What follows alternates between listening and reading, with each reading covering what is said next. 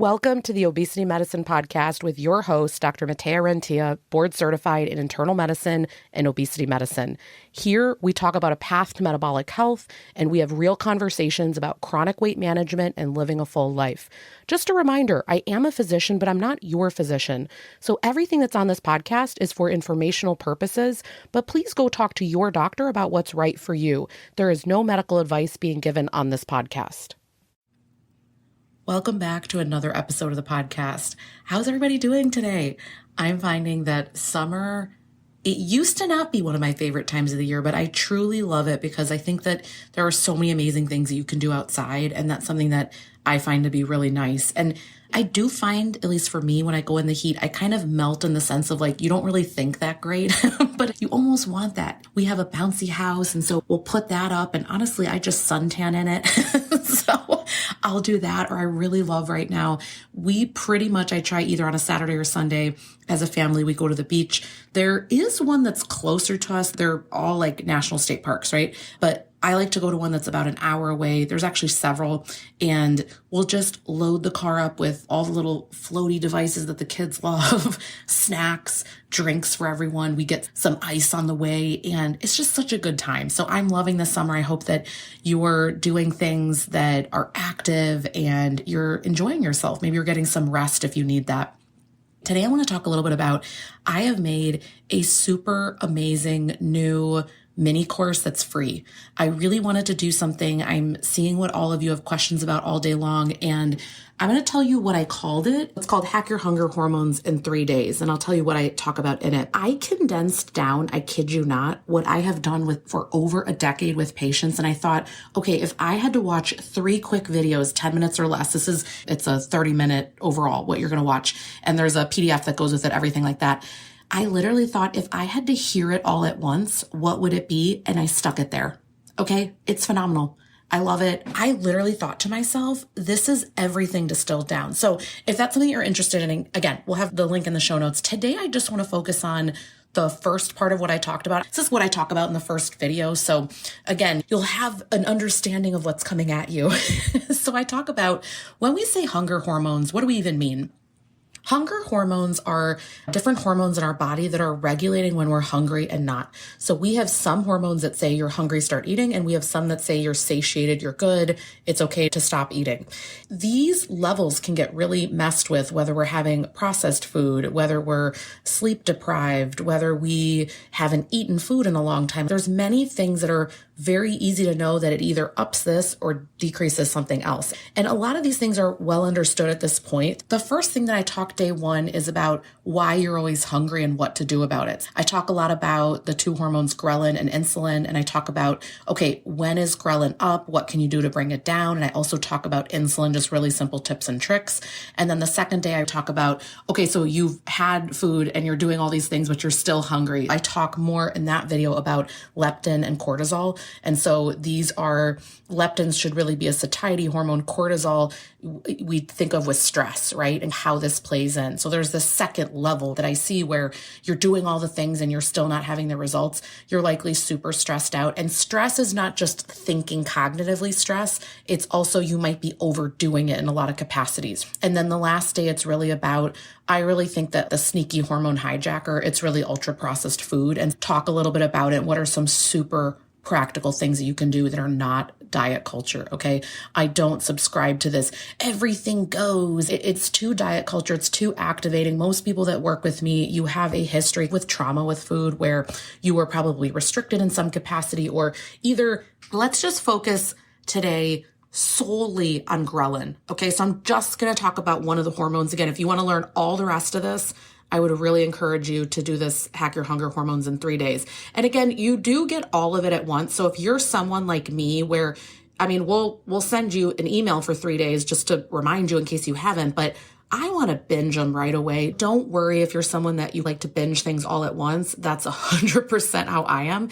So you do have, when you sign up, there's right away, there's the PDF, and then you can watch all of it all in a row if you want to do that. You just want to blaze through them. Today, we're just going to talk about ghrelin, but do that freebie if you want to listen to the rest of it. Okay, so ghrelin is the hunger hormone that says you're hungry, start eating. And something that super fascinates me about ghrelin is that it increases your spatial awareness of food. The reason that this matters so much is that when ghrelin levels are up, not only are you hungry, okay, that makes sense, but you have more food-seeking behavior. You know where everything is in the pantry, right? You're thinking to yourself, oh, I remember the leftover candy from a holiday, and oh, in the freezer, we just got ice cream sandwiches, and you know where everything is. And if you would think earlier in the day at breakfast, you were not having those thoughts. And it's because ghrelin probably wasn't up as much after you had breakfast versus maybe it's 2-3 o'clock and you haven't had food. Ghrelin will increase that spatial awareness. Things that are going to spike ghrelin, it's going to make sense. One thing is that you are going really long between meals. So the longer you haven't eaten, ghrelin rises. This makes intuitive sense. Your body's like, I need nutrition, up ghrelin to motivate you to eat. Okay, so that makes sense. Now, the other one it's discouraging, but it's true that as our weight set point goes down, ghrelin levels go up. And so it's annoying, right? Because you're sitting there thinking, I can't control that. But I bring it up because you need to have compassion for yourself, because typically I see the road get harder and harder. And not that it has to feel harder, but typically the strategies need to keep changing as you're going forward. The thing that works right in the beginning, it typically doesn't work month 6, month 12, month 18. You typically need to change things. Just like a baby grows, you need to grow with what you're doing, right? Just have compassion for that. And I do see it level out the more that you stabilize at a weight. So sometimes it's really not a bad thing when I see people for a few months at the same weight. Number one, it's incredibly hard to maintain weight. We talk about this a lot. But then number two, sometimes that ghrelin level can come down and you're not constantly hungry. Some people are more or less sensitive to this. And this is why too, people will say, no, I'm eating the exact same amount and I'm gaining back weight. And what we know from studies is that the ghrelin level's up and you think you're just eating when hungry and stopping at enough, but really because ghrelin is up, you're eating more. And so that's just an aside. All right, so you know that it goes up if you're going long time between meals, if you're losing weight in general. And then the third one that I really like to focus on is sleep deprivation. Now, I know we talk about this a lot, but lack of sleep, it's going to do you in. There's so many things that lack of sleep affects, but it will directly impact your ghrelin levels. Ghrelin goes up and then you're more hungry. And this is so frustrating, right? Like you're already feeling crummy from not getting sleep. And then on top of it, you're more hungry and you have urges and cravings and you're thinking about all the food in the house. But again, I find when we know the science behind it, we take it away from, oh, see, this is me and I always do this and I'm the problem. And it's just, no, you're sleep deprived and your body's acting normally. And it's trying to compensate by giving you more fuel in other ways by upping ghrelin. Okay, so knowing that, what are some really practical things you can do to combat this? And again, I go through all of these. It's all written out in the resource if you want to go through it. The first thing that I would do is I would start your day with some protein, and I'd get protein at every single meal or snack.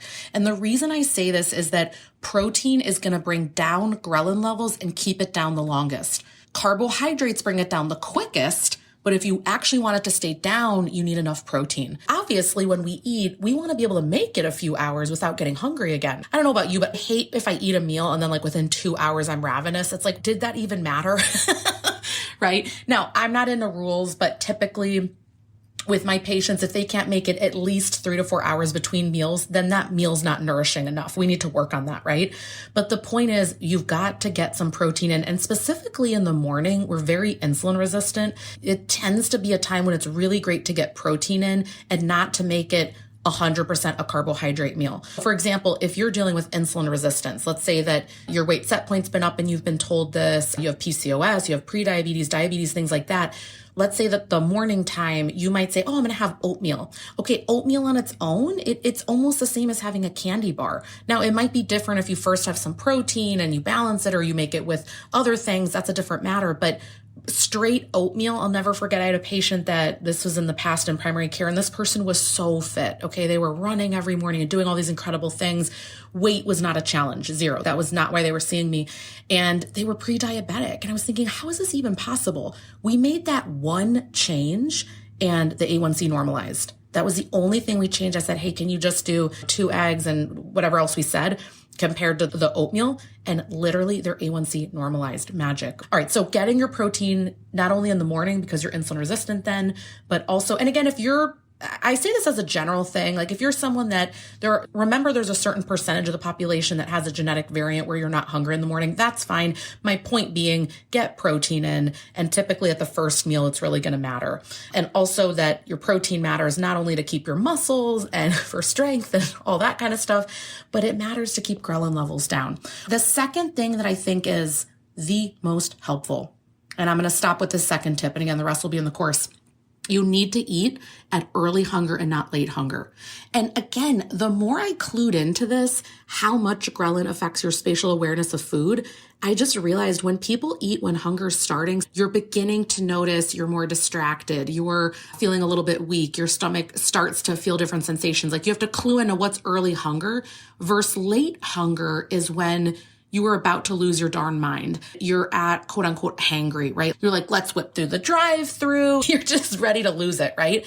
You do not have reasoning anymore. You've lost it at that point. Eating at early hunger, I think, is really a skill. And part of that might be that to eat at early hunger, you might need to be more prepared. Sometimes you might need to carry a little bag of raw veggies and a protein bar, or you might need to carry something with you so that if you get hungry and let's say you're on a Saturday and you're out shopping, doing all these things, that you can eat that you can support yourself. So there might be some work in that because you do need to often maybe already have the meal ready or know what you're going to do or start the meal before you're hungry, like if you're prepping it. And so this does take some work, but we want to try to eat at early hunger and not late hunger because then we avoid that ghrelin peak, and that can be incredibly helpful. All right. And then I will leave the rest of these. I'll just bring this up real quick, but I get into this more in day one of the Hack Your Hunger Hormones in 3 days. Number 3 would be to use food pairing. So you're going to start out first with the things that have fiber, like the greens, then the protein, then the carb. This is going to keep your blood sugar levels down, keep insulin levels down, and that's incredibly helpful to prevent more fat storage. And then number 4 is going to be give your carbs a friend. You're always going to pair fiber and protein with your carbohydrate. And number 5 is going to be we're going to add, don't subtract. So we're going to crowd out ultra processed food. Again, I get into this all in more detail in that course.